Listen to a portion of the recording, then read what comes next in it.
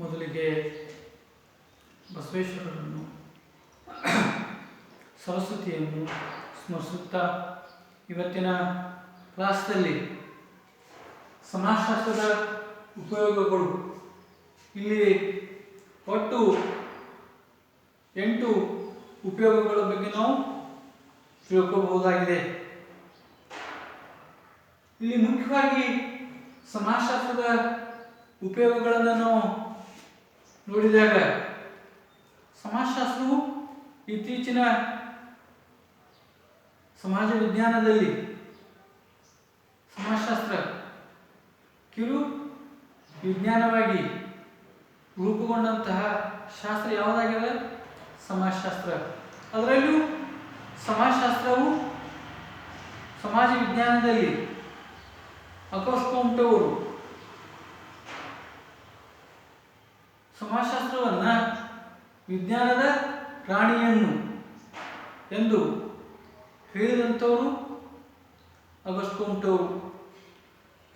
ಒಟ್ಟಾರೆ ಸಮಾಜಶಾಸ್ತ್ರವೂ ಸಹ ಈ ಸಮಾಜಶಾಸ್ತ್ರದ ಉಪಯೋಗಗಳು ಅದರಲ್ಲೂ ಆಧುನಿಕ ಸಮಾಜದಲ್ಲಿ ಸಮಾಜಶಾಸ್ತ್ರ ಈ ಸಮಾಜ ಮತ್ತು ವ್ಯಕ್ತಿಗಳ ನಡುವಿನ ತಿಳುವಳಿಕೆಯನ್ನಾಗಲಿ ಅರಿವನ್ನಾಗಲಿ ಅದರಲ್ಲೂ ಸಮಾಜದಲ್ಲಿರ್ತಕ್ಕಂತಹ ಹಲವಾರು ಸಂಗತಿಗಳನ್ನು ವಿಷಯಗಳನ್ನು ಸಮಸ್ಯೆಗಳನ್ನು ತಿಳಿಪಡಿಸುವಲ್ಲಿ ತನ್ನದೇ ಆದಂತಹ ಉಪಯುಕ್ತವಾದಂತಹ ಮಾಹಿತಿಯನ್ನು ತಿಳಿಸಿಕೊಡುವಂತಹ ಶಾಸ್ತ್ರ ಯಾವುದಾಗಿದೆ ಅಂತಂದ್ರೆ ಸಮಾಜಶಾಸ್ತ್ರ. ಅದರಲ್ಲೂ ಈ ಸಮಾಜಶಾಸ್ತ್ರ ಹಿರಿಯ ವಿಜ್ಞಾನ ಆದರೂ ಸಹ ಅದರ ಉಪಯೋಗ ಬಗ್ಗೆ ಸಾರ್ವತ್ರಿಕವಾದಂತಹ ಅಂಶಗಳನ್ನು ನಾವು ಕಾಣಬಹುದಾಗಿದೆ. ಅದರಲ್ಲೂ ಈ ಗಿಡಿಂಗ್ಸ್ ಅವರು ಅಂದ್ರೆ ಈಗಿನ ಸಮಾಜಶಾಸ್ತ್ರಜ್ಞರಾದಂತಹ ಪ್ರೊಫೆಸರ್ ಗಿಡಿಂಗ್ಸ್ ಹೇಳಿರುವಂತೆ ಸಮಾಜದಲ್ಲಿ ನಾವು ಏನಾಗಬೇಕೆಂದಿದೆಯೋ ಹಾಗಾಗುವುದು ಹೇಗೆ ಎಂಬುದನ್ನು ಸಮಾಜಶಾಸ್ತ್ರ ತಿಳಿಸುತ್ತದೆ. ಇಲ್ಲಿ ಪ್ರೊಫೆಸರ್ ಗಿಡಿಂಗ್ಸ್ ಅವರು ಹೇಳಿರುವಂತೆ ಸಮಾಜದಲ್ಲಿ ನಾವು ಏನಾಗಬೇಕೆಂದಿದೆಯೋ ಹಾಗಾಗುವುದು ಹೇಗೆ ಎಂಬುದನ್ನು ಸಮಾಜಶಾಸ್ತ್ರ ತಿಳಿಸಿಕೊಡ್ತದೆ. ಅಂದ್ರೆ ನಾವು ಏನಾಗಬೇಕೆಂದಿದೆಯೋ ಹಾಗಾಗುವುದು ಹೇಗೆ ಎಂಬುದನ್ನು ಸಮಾಜಶಾಸ್ತ್ರ ಮಾಡ್ತದೆ ತಿಳಿಸಿ ಕೊಡುವಲ್ಲಿ ತನ್ನದೇ ಆದಂತಹ ಉಪಯುಕ್ತವಾದಂತಹ ಸಲಹೆಗಳನ್ನು ಕೊಡುವಂಥದ್ದು ಯಾವುದು ಮಾಡ್ತದ? ಸಮಾಜಶಾಸ್ತ್ರ. ಇಲ್ಲಿ ಮುಖ್ಯವಾಗಿ ಸಮಾಜದ ನಾವು ಏನಾಗಬೇಕೆಂದಿದೆಯೋ ಹಾಗಾಗುವುದು ಹೇಗೆ ಎಂಬುದನ್ನು ಸಮಾಜಶಾಸ್ತ್ರ ನಮಗೆ ತಿಳಿಸಿಕೊಡುದು ಅಂತಂದ್ರೆ ಇಲ್ಲಿ ಮುಖ್ಯವಾಗಿ ಸಮಾಜಶಾಸ್ತ್ರವು ಮಾನವನಿಗೆ ಸಮಾಜದಲ್ಲಿ ಕಾಲ ಮತ್ತು ಸಂದರ್ಭ ಸಮಯ ಮತ್ತು ಕಾಲಘಟ್ಟದಂತೆ ಮಾನವನು ಅದರಲ್ಲೂ ಸಮಾಜ ಪರಿವರ್ತನೆಶೀಲತೆಯಿಂದ ಕೂಡಿರತಕ್ಕಂತಹ ಸಮಾಜ ಆ ಪರಿವರ್ತನೆಯ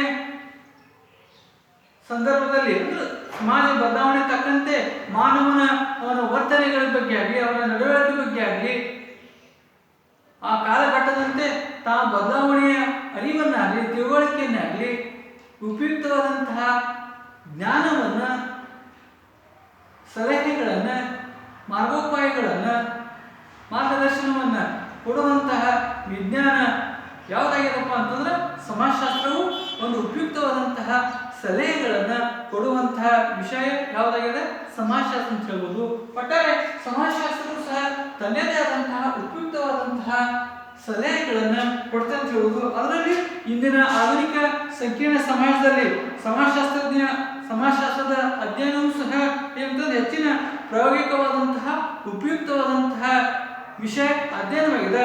ಮತ್ತು ಅದರಲ್ಲಿ ಸಮಾಜದಲ್ಲಿ ಸಂಭವಿಸುವಂತಹ ಹಲವಾರು ಸಮಸ್ಯೆಗಳನ್ನು ಅಧ್ಯಯನ ಮಾಡಿ ಆ ಸಮಸ್ಯೆಗಳನ್ನು ಪರಿಹರಿಸುವಲ್ಲಿ ತನ್ನದೇ ಆದಂತಹ ಉಪಯುಕ್ತವಾದಂತಹ ಸಲಹೆಗಳನ್ನು ಕೊಡುವಂತಹ ಶಾಸ್ತ್ರ ಯಾವುದಾಗಿದೆಪ್ಪ ಅಂತಂದ್ರೆ ಸಮಾಜಶಾಸ್ತ್ರ. ಹೀಗಾಗಿ ಸಮಾಜಶಾಸ್ತ್ರದ ಉಪಯೋಗಗಳನ್ನು ನೋಡಿದಾಗ ಈ 8 ಉಪಯೋಗಗಳ ಬಗ್ಗೆ ನಾವು ತಿಳ್ಕೋಬಹುದಾಗಿದೆ. ಮೊದಲನೆಯದು ವ್ಯಕ್ತಿತ್ವ ಬೆಳವಣಿಗೆ. ಯಾಕಂತಂದ್ರೆ ಈ ವ್ಯಕ್ತಿತ್ವ ಬೆಳವಣಿಗೆಯನ್ನು ನಾವು ನೋಡಿದಾಗ ಇಲ್ಲಿ ಮಾನವನ ಬೆಳವಣಿಗೆ, ಅದರಲ್ಲಿ ಮಾನವನ ಮೂಲಭೂತವಾಗಿ ಸಾಮಾಜಿಕ ಜೀವಿಯಾಗಿದ್ದಾನೆ. ಅಂದ್ರೆ ಮಾನವನು ಮೂಲಭೂತವಾಗಿ ಏನಾಗಿದ್ದಾನೆ, ಸಮಾಜ ಜೀವಿಯಾಗಿದ್ದಾನೆ. ಎಂತಂದ್ರೆ ಮಾನವನು ಸಮಾಜ ಬಿಟ್ಟು ಬದುಕಲಿಕ್ಕೆ ಸಾಧ್ಯತೆ ಇಲ್ಲ ಅಂತ ಹೇಳಾಕ್ತಾರ. ಯಾಕಂತಂದ್ರ ಇಲ್ಲಿ ವ್ಯಕ್ತಿತ್ವ ಬೆಳವಣಿಗೆ ನೋಡಿದಾಗ ಮಾನವನು ಸಮಾಜ ಜೀವಿ ಅಂತಂದ್ರ ಸಮಾಜ ಬಿಟ್ಟು ಬದುಕಲಿಕ್ಕೆ ಸಾಧ್ಯತೆ ಇಲ್ಲ. ಯಾಕಂದ್ರೆ ಮಾನವೀಯ ಮೌಲ್ಯಗಳು ಎಲ್ಲಿ ಕಂಡುಕೊಳ್ತಾ ಇದ್ದಾವೆ ಅಂತಂದ್ರೆ ಸಮಾಜದಲ್ಲಿ. ಹೀಗಾಗಿ ಮೀನಿಗೆ ನೀರು ಎಷ್ಟು ಮುಖ್ಯವೋ ಅಷ್ಟೇ ಮಾನವನಿಗೂ ಸಹ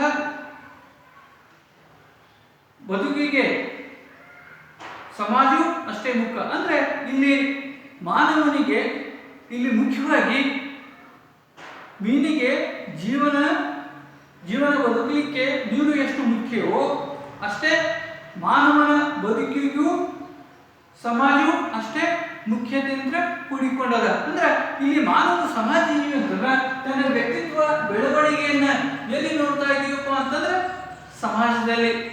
ಇಂಥ ವ್ಯಕ್ತಿಯ ವ್ಯಕ್ತಿತ್ವ ಬೆಳವಣಿಗೆಯನ್ನ ಉಪಯುಕ್ತವಾದಂತಹ ಸಲಹೆಗಳನ್ನಾಗ್ಲಿ, ಮಾರ್ಗೋಪಾಯಗಳನ್ನಾಗ್ಲಿ, ಮಾರ್ಗದರ್ಶನಗಳನ್ನಾಗ್ಲಿ ಕೊಡುವಂತಹ ಶಾಸ್ತ್ರ ಯಾವುದಾಗಿದೆಪ್ಪ, ಸಮಾಜಶಾಸ್ತ್ರ ಆಗಿದೆ. ಅಂದ್ರೆ ಇಲ್ಲ ಸಮಾಜಶಾಸ್ತ್ರವು ಉಪಯೋಗ ನೋಡಿದಾಗ ವ್ಯಕ್ತಿತ್ವ ಬೆಳವಣಿಗೆಯಲ್ಲಿ ಸರಿಯಾದಂಥ ರೀತಿಯಲ್ಲಿ ಮಾರ್ಗೋಪಾಯಗಳನ್ನಾಗಲಿ, ಉಪಯುಕ್ತವಾದಂತಹ ಸಲಹೆಗಳನ್ನಾಗಲಿ ಕೊಡುವಂತ ವಿಜ್ಞಾನ ಸಮಾಜಶಾಸ್ತ್ರ ಅಂತ ಹೇಳ್ತಾರೆ. ಅದರಲ್ಲಿಯೂ ಸಹ ಇಲ್ಲಿ ಸಮಾಜ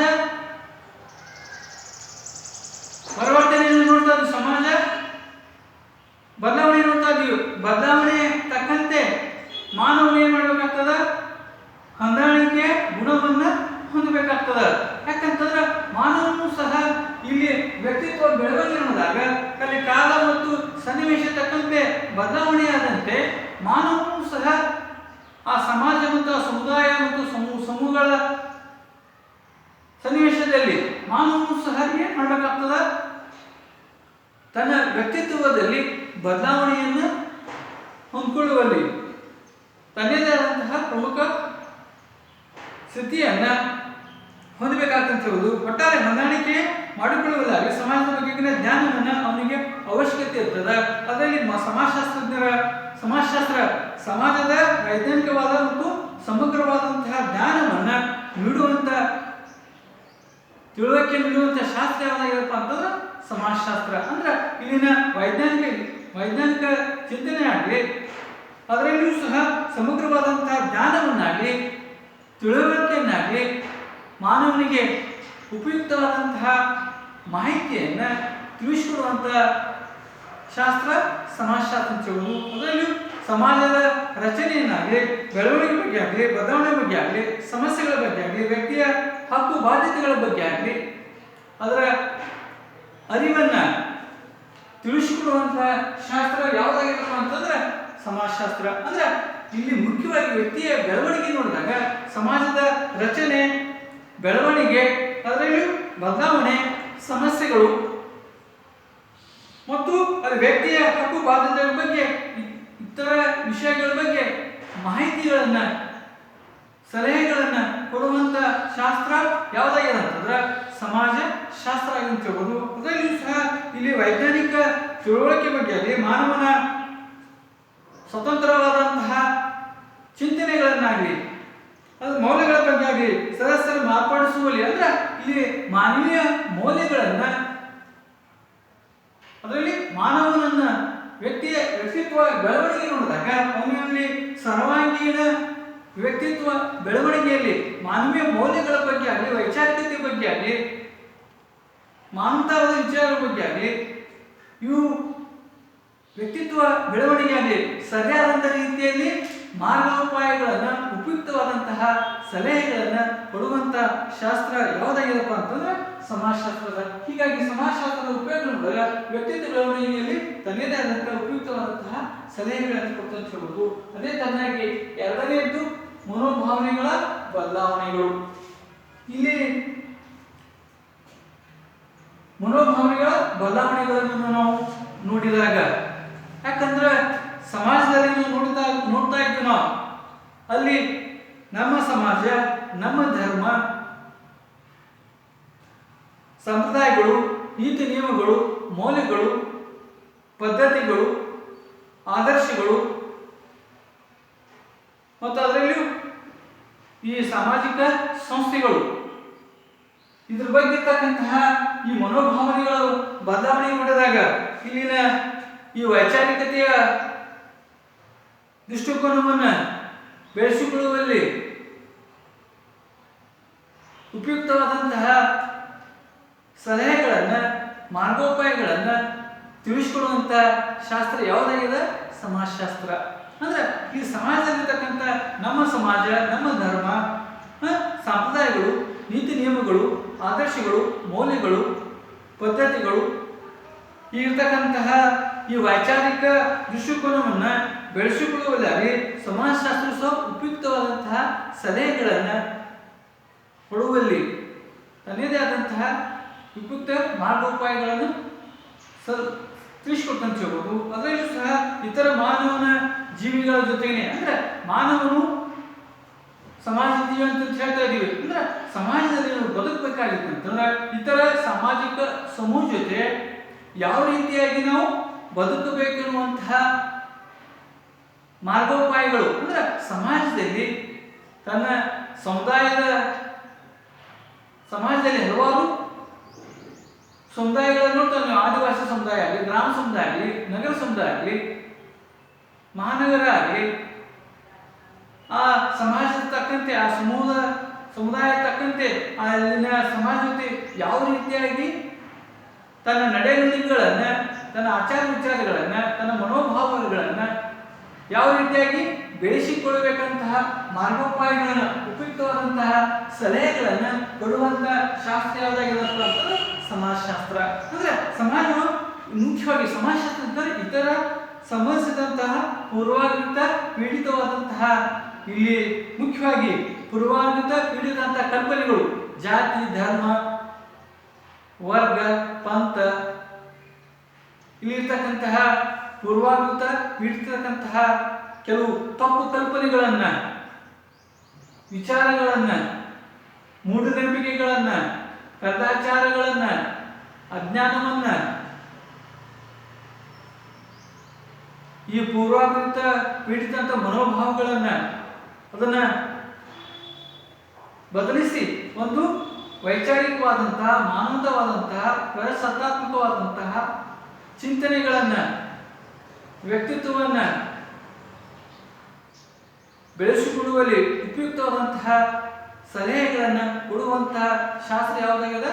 ಸಮಾಜಶಾಸ್ತ್ರ. ಅಂದ್ರೆ ಇಲ್ಲಿ ಮುಖ್ಯವಾಗಿ ಇಲ್ಲಿನ ವರ್ಗ, ಜಾತಿ, ಮತ, ಪಂಥ, ದ್ವೇಷ, ಅಸೂಯೆ, ಅಪನಂಬಿಕೆ, ಇಲ್ಲಿನ ತಾರತಮ್ಯತೆಗಳು, ಮೂಢನಂಬಿಕೆಗಳು, ಕಂದಾಚಾರಗಳು ಇರ್ತಕ್ಕಂತಹ ಈ ಅನಿಷ್ಟ ಪದ್ಧತಿಗಳನ್ನು ತೆಗೆದುಹಾಕಿ ಒಂದು ವೈಚಾರಿಕವಾದಂತಹ ಒಂದು ಮನೋಭಾವಗಳನ್ನು, ಮಾರ್ಗೋಪಾಯಗಳನ್ನು ತಿಳಿಸಿಕೊಡುವಂಥ ಶಾಸ್ತ್ರ ಯಾವುದಾಗಿರುತ್ತಂದ್ರೆ ಸಮಾಜ ಶಾಸ್ತ್ರ ಅಂತ ಹೇಳೋದು. ಅದರಲ್ಲಿಯೂ ತಪ್ಪು ಕಲ್ಪನೆಗಳನ್ನು ತೆಗೆದುಹಾಕಿ ಅಲ್ಲಿನ ಒಳ್ಳೆಯ ಮನೋಭಾವಗಳನ್ನು, ಒಳ್ಳೆಯ ನೈತಿಕ ವಿಚಾರಗಳನ್ನು, ಮಾನವತಾವಾದ ವಿಚಾರ, ಸಮತಾವಾದ ವಿಚಾರ, ಪ್ರಜಾಸತ್ತಾತ್ಮಕವಾದ ವಿಚಾರ, ಹೀಗೆ ಒಂದು ಒಳ್ಳೆಯ ವ್ಯಕ್ತಿತ್ವ ಮನೋಭಾವಗಳನ್ನು ಬೆಳೆಸುವಲ್ಲಿ ಸಮಾಜಶಾಸ್ತ್ರವು ಉಪಯುಕ್ತವಾದಂತಹ ಸಲಹೆಗಳನ್ನು, ಮಾರ್ಗೋಪಾಯಗಳನ್ನು,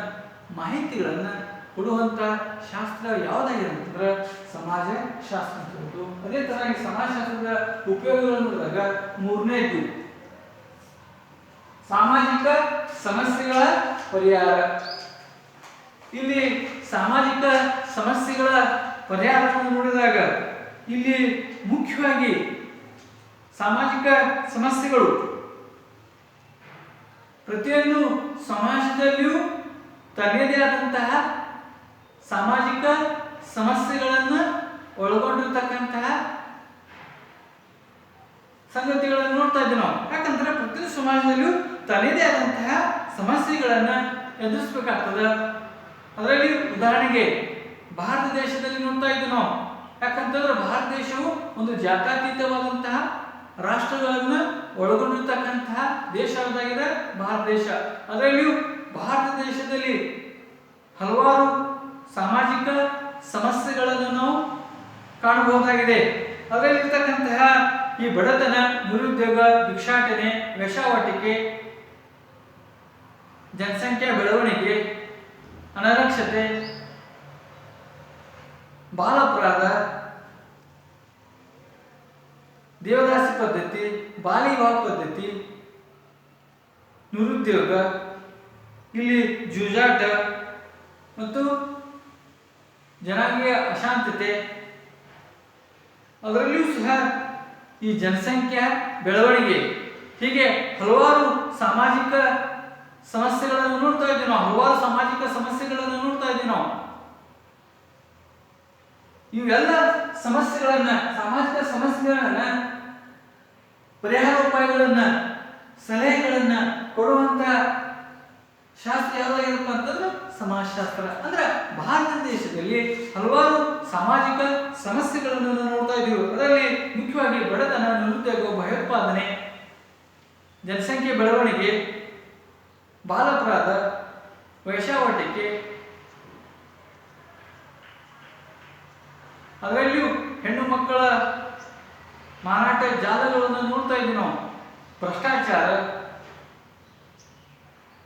ಅದರಲ್ಲಿ ಜನಸಂಖ್ಯೆ ಬೆಳವಣಿಗೆ, ಹೀಗೆ ಹಲವಾರು ಭಾರತೀಯ ಸಮಾಜದಲ್ಲಿ ಹಲವಾರು ಸಾಮಾಜಿಕ ಸಮಸ್ಯೆಗಳನ್ನು ನಾವು ಕಾಣ್ತಾ ಇದ್ದೀವಿ. ಆ ಸಮಸ್ಯೆಗಳನ್ನ ಪರಿಹರಿಸುವಲ್ಲಿ ಸಮಾಜಶಾಸ್ತ್ರ ತನ್ನದೇ ಆದಂತಹ ಒಂದು ವಸ್ತುನಿಷ್ಠವಾದಂತಹ ಅಧ್ಯಯನವನ್ನ ಕೈಗೊಂಡು ಒಂದು ವೈಜ್ಞಾನಿಕವಾದಂಥ ರೀತಿಯಲ್ಲಿ ಆ ಸಮಸ್ಯೆಗಳನ್ನ ಅಧ್ಯಯನ ಮಾಡಿ ಅದು ಒಂದು ವೈಜ್ಞಾನಿಕವಾದಂಥ ರೀತಿಯಲ್ಲಿ ಆ ಸಮಸ್ಯೆಗಳನ್ನ ಪರಿಹರಿಸುವಲ್ಲಿ ತನ್ನದೇ ಆದಂತಹ ಸಲಹೆಗಳನ್ನಾಗಲಿ ಮಾರ್ಗೋಪಾಯಗಳನ್ನಾಗಲಿ ಕೊಡುವಂತ ಶಾಸ್ತ್ರ ಯಾವುದಾಗಿದೆಪ್ಪ ಅಂತಂದ್ರೆ ಸಮಾಜಶಾಸ್ತ್ರ. ಒಂದು ಉಪಯುಕ್ತವಾದಂಥ ಸಮಾಜಶಾಸ್ತ್ರ ಒಳಗೊಂಡಿದೆ ಅಂತ ಹೇಳ್ತದ. ಯಾಕಂತಂದ್ರೆ ಇಲ್ಲಿಯೂ ಸಹ ಸಮಾಜಶಾಸ್ತ್ರವು ಸಾಮಾಜಿಕ ಸಮಸ್ಯೆಗಳನ್ನ ಕುರಿತು ವಸ್ತುನಿಷ್ಠತೆಯಿಂದ ಅಧ್ಯಯನವನ್ನ ಕೈಕೊಂಡು ಸರಿಯಾದಂಥ ರೀತಿಯಲ್ಲಿ ಮಾರ್ಗೋಪಾಯಗಳನ್ನ ಕೊಡುವಂತ ಶಾಸ್ತ್ರ ಸಮಾಜಶಾಸ್ತ್ರ ಅಂತ ಹೇಳುವುದು. ಅದರ ಈ ಸಮಾಜ ನಿವಾರಣೆ ಬಗ್ಗೆ ಆಗಲಿ ಆ ಸಮಸ್ಯೆಗಳನ್ನ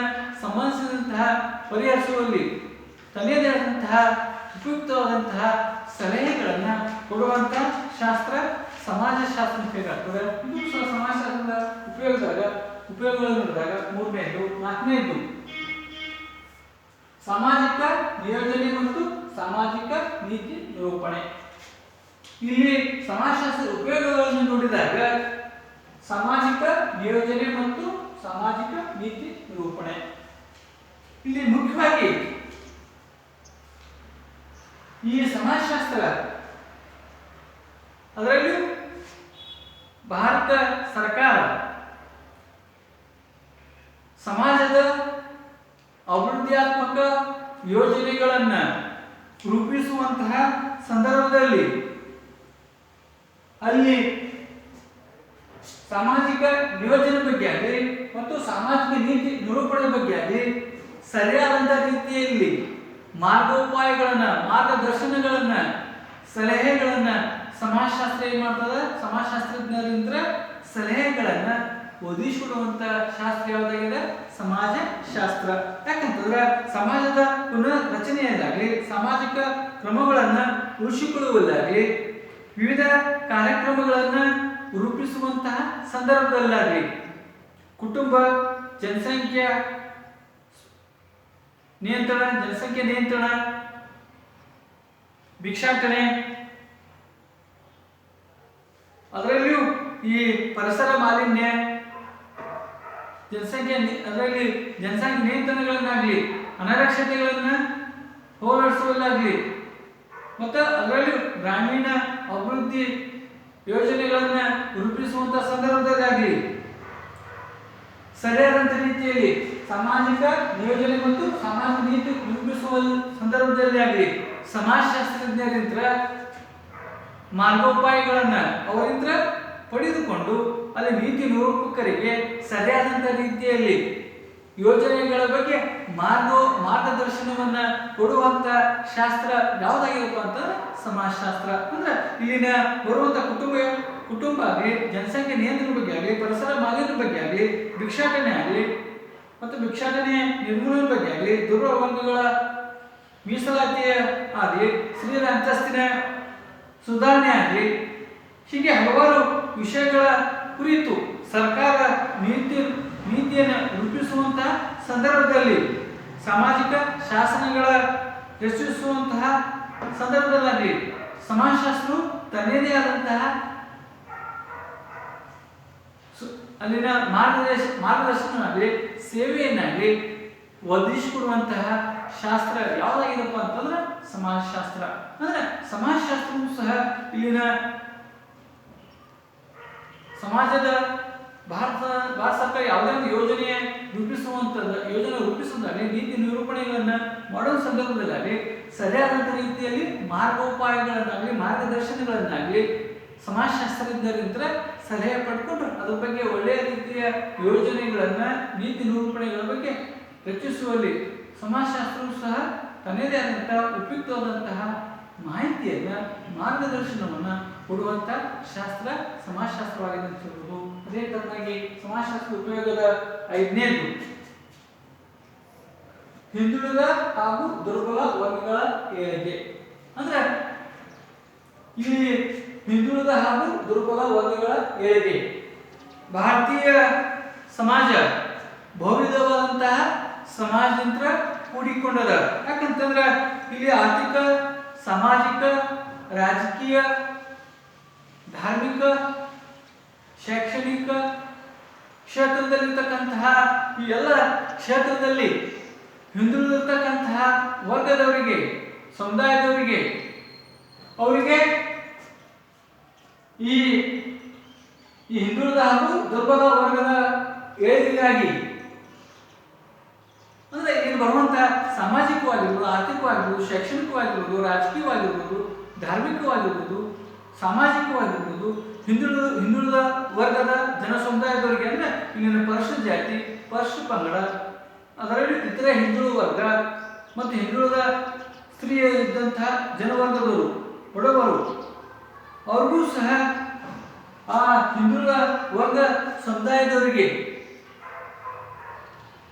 ಆ ಸಮಾಜದ ತುಳಿತಕ್ಕೆ ಒಳಗಾದಂತಹ ಜನ ಸಮುದಾಯ ವರ್ಗದವರಿಗೆ ಸಮಾಜದಲ್ಲಿ ಅವರಿಗೆ ಸಾಮಾಜಿಕವಾಗಿ, ಆರ್ಥಿಕವಾಗಿ, ಶೈಕ್ಷಣಿಕವಾಗಿ, ರಾಜಕೀಯವಾಗಿ, ಔದ್ಯೋಗಿಕವಾಗಿ ಸಮಾಜದಲ್ಲಿ ಅವರನ್ನ ಮೇಲ್ ತರುವಲ್ಲಿ ಸರಿಯಾದಂಥ ರೀತಿಯಲ್ಲಿ ಮಾರ್ಗೋಪಾಯಗಳನ್ನಾಗಲಿ, ಉಪಯುಕ್ತವಾದಂತಹ ಸಲಹೆಗಳನ್ನಾಗಲಿ ಸಮಾಜಶಾಸ್ತ್ರ ಏನಾಗ್ತದ ಮಾರ್ಗದರ್ಶನವನ್ನಾಗಲಿ ತಿಳಿಸಿಕೊಡುವಂತಹ ಶಾಸ್ತ್ರ ಯಾವುದಾಗಿದೆ ಸಮಾಜಶಾಸ್ತ್ರ. ಇವೆಲ್ಲ ಈ ಪರಿಶಿಷ್ಟ ಪಂಗಡ, ಇತರ ಹಿಂದುಳಿದ ವರ್ಗ ಮತ್ತು ಸಾಮಾಜಿಕ ಹಿಂದುಳಿದ ವರ್ಗದ ಮಹಿಳೆಯರಿಗೆ ಮತ್ತು ಕಡುಬಡವರಿಗೆ ಇದ್ದಂಥ ಸಮಸ್ಯೆಗೆ ಒಳಗಾದಂತಹ ಜನ ಸಮುದಾಯದವರಿಗೆ ಅವರನ್ನ ಪರಿವರ್ತನೆ ಅಭಿವೃದ್ಧಿಯ ಪಥದಲ್ಲಿ ಸರಿಯಾದಂತಹ ರೀತಿಯಲ್ಲಿ ಮಾರ್ಗದರ್ಶನವನ್ನ ಕೊಡುವಂತ ಶಾಸ್ತ್ರ ಯಾವುದಾಗಿರಪ್ಪ ಅಂತಂದ್ರೆ ಸಮಾಜಶಾಸ್ತ್ರ. ಒಟ್ಟಾರೆ ಇತರ ಹಿಂದಿರ್ತಕ್ಕಂತಹ ನಿಜವಾದ ಏಳಿಗೆ ಬಗ್ಗೆ ಆಗಲಿ, ಅವರ ಬಗ್ಗೆ ಆ ಸಮುದಾಯದ ಜನರ ಪ್ರಗತಿ ಬಗ್ಗೆ ಆಗಲಿ ಸಾಧಿಸುವಲ್ಲಿ ಸರಿಯಾದಂಥ ರೀತಿಯಲ್ಲಿ ಮಾರ್ಗೋಪಾಯಗಳನ್ನ, ಸಲಹೆ ಸೂಚನೆಗಳನ್ನ ಕೊಡುವಂತ ಶಾಸ್ತ್ರ ಯಾವ್ದು ಮಾಡ್ತಂತಂದ್ರೆ ಸಮಾಜಶಾಸ್ತ್ರ. ಒಟ್ಟಾರೆ ಸಮಾಜಶಾಸ್ತ್ರವು ಹಿಂದುಳಿದ ಹಾಗೂ ದುರ್ಬಲ ವರ್ಗಗಳ ಏಳಿಗೆಗಾಗಿ ತನ್ನದೇ ಆದಂತಹ ಸಲಹೆ ಸೂಚನೆಗಳನ್ನ, ಉಪಯುಕ್ತವಾದಂತಹ ಮಾಹಿತಿಗಳನ್ನ ಕೊಡುವಂತ ಶಾಸ್ತ್ರ ಯಾವುದಾಗಿದೆ ಸಮಾಜಶಾಸ್ತ್ರ ಅಂತ ಹೇಳ್ಬೋದು. ಅದೇ ತರ ಸಮಾಜಶಾಸ್ತ್ರ ಉಪಯೋಗದ 6ನೇದು ಬೋಧನೆ ವಿಷಯವಾಗಿ ಸಮಾಜಶಾಸ್ತ್ರ. ಅಂದ್ರೆ ಇಲ್ಲಿನ ಸಮಾಜಶಾಸ್ತ್ರದ ಉಪಯೋಗ ನೋಡಿದಾಗ ಬೋಧನೆ ವಿಷಯವಾಗಿ ಸಮಾಜಶಾಸ್ತ್ರವನ್ನು ನಾವು ನೋಡಿದಾಗ, ಯಾಕಂತಂದ್ರೆ ಸಮಾಜಶಾಸ್ತ್ರ ಒಂದು ಬೋಧನಾ ವಿಷಯಗಳಂತ ಒಳಗೊಂಡಿರ್ತಕ್ಕಂಥ ಶಾಸ್ತ್ರ ಯಾವುದಾಗಿದೆ ಸಮಾಜಶಾಸ್ತ್ರ. ಅದರಲ್ಲಿಯೂ ಇಂದಿನ ಇಲ್ಲಿ ಪ್ರಖ್ಯಾತಿ ಅಂತ ಅದರಲ್ಲಿ ಈ ಸಮಾಜಶಾಸ್ತ್ರ ಇಂದು ಆಧುನಿಕ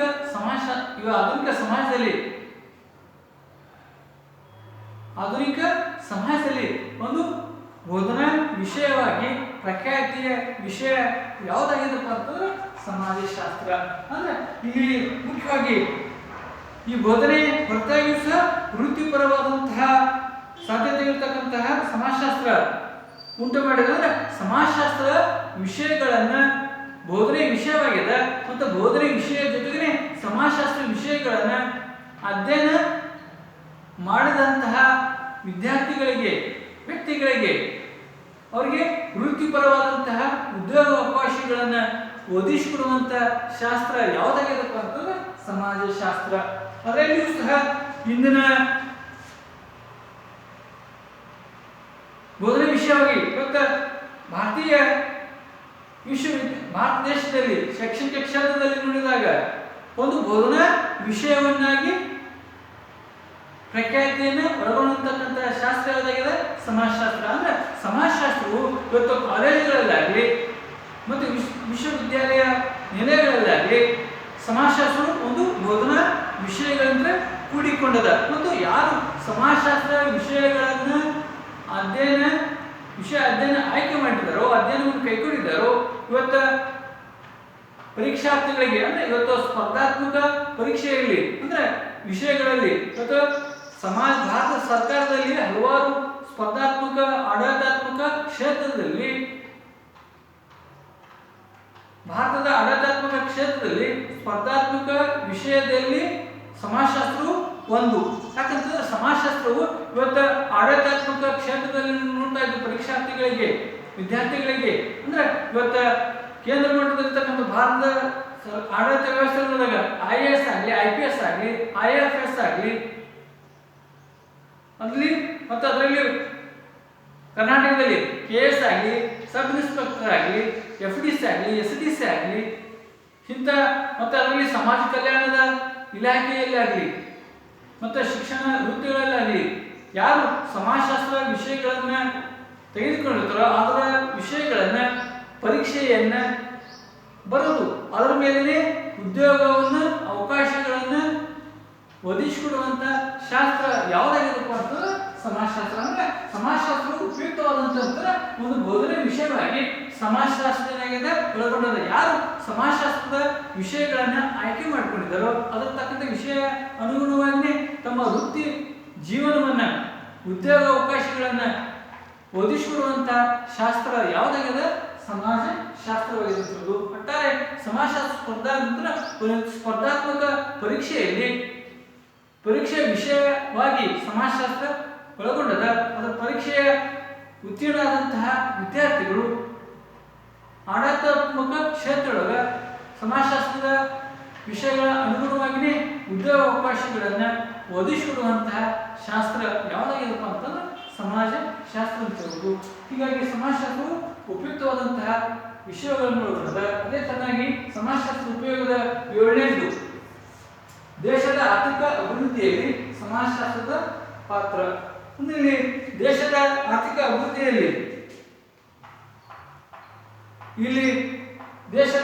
ಅಭಿವೃದ್ಧಿಯಲ್ಲಿ ಸಮಾಜಶಾಸ್ತ್ರ ಪಾತ್ರ ಅಂದ್ರೆ ಇಲ್ಲಿ ಮುಂದುವರೆದಂತ ರಾಷ್ಟ್ರ, ಮುಂದುವರಿಯುತ್ತಿರ್ತಕ್ಕಂಥ ರಾಷ್ಟ್ರದಲ್ಲಿ ನೋಡ್ತಾ ಇದ್ದೀವಿ ನಾವು. ಅಂದ್ರೆ ಇಲ್ಲಿನ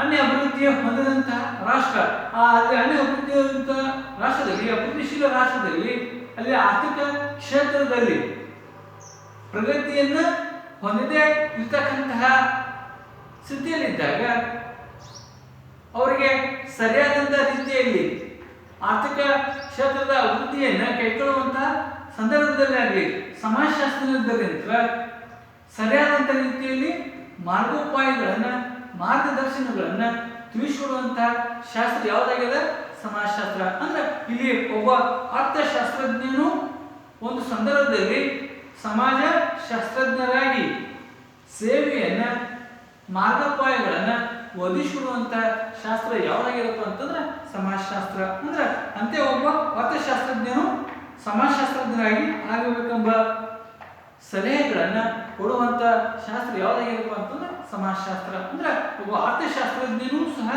ಸಮಾಜದ ಸಮಸ್ಯೆಗಳ ಬಗ್ಗೆ ಆಗಲಿ, ಆರ್ಥಿಕ ವಿಷಯಗಳ ಬಗ್ಗೆ ಆಗಲಿ, ಯೋಜನೆಗಳು ರೂಪಿಸುವಂತ ಸಂದರ್ಭದಲ್ಲಾಗಲಿ ಅರ್ಥಶಾಸ್ತ್ರಜ್ಞನು ಒಂದು ಸಂದರ್ಭದಲ್ಲಿ ಸಮಾಜಶಾಸ್ತ್ರಜ್ಞರಾಗಿ ತನ್ನ ಆರ್ಥಿಕ ಅಭಿವೃದ್ಧಿ ಕಾರ್ಯಗಳನ್ನು ರೂಪಿಸುವಲ್ಲಿ ಮಾರ್ಗೋಪಾಯಗಳನ್ನು ತಿಳಿಸ್ಕೊಡುವಂತ ಶಾಸ್ತ್ರ ಯಾವುದಾಗಿರಪ್ಪ ಅಂತಂದ್ರೆ ಸಮಾಜ ಶಾಸ್ತ್ರ. ಒಟ್ಟಾರೆ ಇಲ್ಲಿ ಅಭಿವೃದ್ಧಿಗಳನ್ನ, ಸಮಾಜದ ಅಭಿವೃದ್ಧಿಗಳನ್ನ, ಆರ್ಥಿಕ ಅಭಿವೃದ್ಧಿಗಳನ್ನ, ಸಮಾಜದಲ್ಲಿನ ಆರ್ಥಿಕ ಅಭಿವೃದ್ಧಿಗಳನ್ನ ಕೈಗೊಳ್ಳುವಂತಹ ಸಂದರ್ಭದಲ್ಲಿ ಸರಿಯಾದಂಥ ರೀತಿಯಲ್ಲಿ ಮಾರ್ಗದರ್ಶನವನ್ನು ಕೊಡುವಂತ ಶಾಸ್ತ್ರ ಯಾವುದಾಗಿದೆ? ಸಮಾಜ ಶಾಸ್ತ್ರವಾಗಿರುತ್ತದೆ. ಕೊನೆಯದಾಗಿ ಸಮಾಜಶಾಸ್ತ್ರದ ಉಪಯುಕ್ತತೆ. ಕೊನೆಯದು ಆಧುನಿಕ ಸನ್ನಿವೇಶಗಳು ಹಾಗೂ ಬೆಳವಣಿಗೆ ಬಗ್ಗೆ ಜ್ಞಾನ. ಇಲ್ಲಿ ಆಧುನಿಕ ಸನ್ನಿವೇಶಗಳು ಮತ್ತು ಬೆಳವಣಿಗೆಯ ಬಗ್ಗೆ ಜ್ಞಾನವನ್ನು ನಾವು ನೋಡಿದಾಗ ಅಂದ್ರೆ ನಮ್ಮ ಸುತ್ತಮುತ್ತಲಿನ ಸಂಬಂಧಿಸುವಂತಹ ಇಚ್ಛಿತ ಬದಲಾವಣೆಗಳು ಮತ್ತು ಅಲ್ಲಿನ ಬೆಳವಣಿಗೆ ಬಗ್ಗೆ ಸಂಬಂಧಿಸಿದಂತಹ ಮಾಹಿತಿಗಳನ್ನು ಅಲ್ಲಿ ಈ ಆಧುನಿಕ ಸನ್ನಿವೇಶಗಳು ಮತ್ತು ಬೆಳವಣಿಗೆ ಬಗ್ಗೆ ಮಾರ್ಗದರ್ಶನವನ್ನ ಕೊಡುವಂಥದ್ದು ಯಾವ್ದು ಮಾಡ್ತಪ್ಪ ಅಂತಂದ್ರೆ ಸಮಾಜಶಾಸ್ತ್ರ. ಯಾಕಂತಂದ್ರೆ ಇವತ್ತ ಆಧುನಿಕ ಸನ್ನಿವೇಶಗಳು ಮತ್ತು ಬೆಳವಣಿಗೆ ಬಗ್ಗೆ ಜ್ಞಾನ ನೋಡಿದಾಗ ಇವತ್ತ ಆಧುನೀಕರಣ, ವಿಜ್ಞಾನ, ತಂತ್ರಜ್ಞಾನ, ಪಾಶ್ಚಿಮಾತ್ಯೀಕರಣ ಹೀಗೆ ಸಮಾಜ ಏನಂತಂದ್ರೆ ಇವತ್ತು ಬದಲಾವಣೆಗಳನ್ನು ನಾವು ನೋಡ್ತಾ ಇದ್ದೀವಿ ನಾವು. ಯಾಕಂತಂದ್ರೆ ನಮ್ಮಲ್ಲಿರ್ತಕ್ಕಂತಹ ಜೀವನ ಕ್ರಮಗಳ ಬಗ್ಗೆ ಆಗಲಿ, ರೀತಿ ನೀತಿಗಳನ್ನಾಗಲಿ, ಆಚಾರ ವಿಚಾರಗಳನ್ನಾಗಲಿ, ಮೌಲ್ಯಗಳನ್ನಾಗಲಿ, ನೈತಿಕ ನಿಯಮಗಳ ಬಗ್ಗೆ ಆಗಲಿ ಈ ಆಧುನಿಕ ಸನ್ನಿವೇಶ ತಕ್ಕಂತೆ ಮಾನವನು ಯಾವ ರೀತಿಯಾಗಿ ಜೀವನವನ್ನು ಸಾಗಿಸಬೇಕೆನ್ನುವ ಬಗ್ಗೆ ಸಮಾಜಶಾಸ್ತ್ರ ಏನ್ ಮಾಡ್ತದ ಸರಿಯಾದಂತ ರೀತಿಯಲ್ಲಿ ಮಾರ್ಗದರ್ಶನವನ್ನು ಕೊಡುವಂತ ಸಲಹೆ ಕೊಡುವಂತ ಶಾಸ್ತ್ರ ಸಮಾಜಶಾಸ್ತ್ರ. ಅಂದ್ರೆ ಇಂದಿನ ಬದಲಾವಣೆ ಅನುಗುಣವಾಗಿ ನಾವು ವರ್ತಿಸಬೇಕನ್ನುವಂತಹ ಮಾಹಿತಿಗಳನ್ನ ಅಂದ್ರೆ ಇಂತಹ ಹಲವಾರು ವಿಷಯಗಳ ಜ್ಞಾನವನ್ನ ಸಮಾಜದ ಕಡೆ ನಮ್ಮ ಜವಾಬ್ದಾರಿ ಬಗ್ಗೆ ಅರಿವನ್ನ ಪ್ರಜ್ಞೆಯನ್ನ ಮೂಡಿಸುವಂಥದ್ದು ಯಾವ್ದು ಮಾಡಬೇಕಪ್ಪ ಅಂತಂದ್ರೆ ಸಮಾಜಶಾಸ್ತ್ರ. ಉದಾಹರಣೆಗೆ ಇವತ್ತ ಕುಟುಂಬದಲ್ಲಿ ನಾವು ಉದಾಹರಣೆ ಅಂತ ಹೇಳ್ಬೋದು. ಇವತ್ತು ಆಧುನೀಕರಣ, ನಗರೀಕರಣ, ವಿಜ್ಞಾನ, ತಂತ್ರಜ್ಞಾನದ ಬೆಳವಣಿಗೆಯಿಂದಾಗಿ ಇದು ಕುಟುಂಬದಲ್ಲಿ ಏನಾಗಿತ್ತು ಅಂತಂದ್ರೆ ಕುಟುಂಬ ಏನಾಗ್ತದಪ್ಪ ಅಂತ ವಿಘಟನೆಯನ್ನು ನಾವು ನೋಡ್ತಾ ಇದ್ದೀವಿ. ನಾವು ಕುಟುಂಬದಲ್ಲಿರ್ತಕ್ಕಂಥ ಸದಸ್ಯರ ಸಂಬಂಧಗಳು ಏನಾಗ್ಯದಪ್ಪ ಅಂತಂದ್ರೆ ಇವತ್ತ ಈ ಆಧುನೀಕರಣ, ನಗರೀಕರಣ, ಶಿಕ್ಷಣದ ಪ್ರಭಾವದಿಂದಾಗಿ ಅಲ್ಲಿನ ಕುಟುಂಬದ ಬಂಧುತ್ವದಲ್ಲಿ ಏನಾಗಿದೆ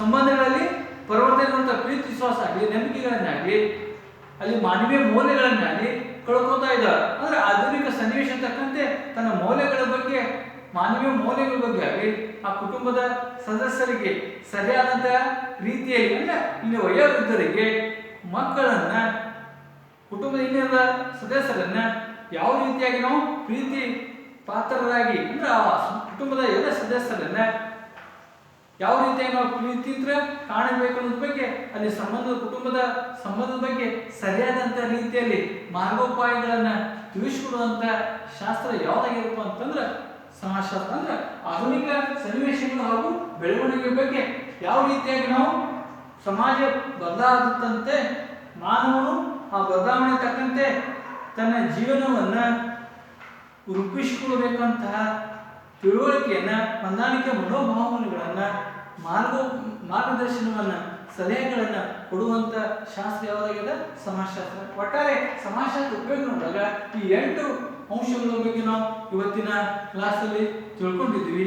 ಇನ್ನುಳಿದ ವಿಷಯಗಳನ್ನ ನಾಳೆ ಕ್ಲಾಸಲ್ಲಿ ತಿಳ್ಕೊಂಡು ಹೇಳಿ ಇವತ್ತಿನ ಕ್ಲಾಸ್ ಇಲ್ಲಿಗೆ ವಿರಾಮವನ್ನು ಮಾಡ್ತಾ ಇದ್ದೀನಿ. ನಮಸ್ಕಾರ.